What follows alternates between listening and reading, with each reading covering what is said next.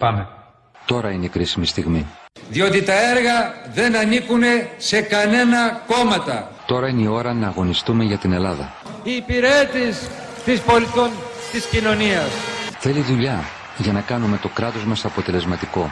Αυτός είναι πλούτος του Έλληνα λαού. Δουλειά για να χτίσουμε μια γερή οικονομία. Όσο και δεν αρέσουν οι αλήθειες στη Νέα Δημοκρατία. Να ζωντανέψουν ξανά οι προοπτικές της χώρας μας. Πούντι τώρα. Εγώ δεσμεύομαι να στηρίξω την προσπάθεια του Έλληνα να δημιουργεί. Και υποστήριξη για την αγρότητα, για την αγρότηση.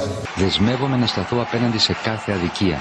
Από σήμερα μέχρι εκλογές και μετά τις εκλογές. Και να δημιουργήσουμε την Ελλάδα που θέλουμε. Αλλά οι κυβερνητικές γυναικολογίες. Μια Ελλάδα που ξέρει την αξία της. Εμείς μιλάμε δικαιώματα. Είναι δικαιώματα για όλους η εργασία. Είναι δικαιώματα για όλους η παιδεία. Μια Ελλάδα που μπορεί. Εμείς βάζουμε στόχο το 2015. Η Ελλάδα να είναι στις πρώτες στην πληροφορική στην Ευρώπη σχολεία. Και ο δρόμος είναι ανοιχτός. Είναι μπροστά μας.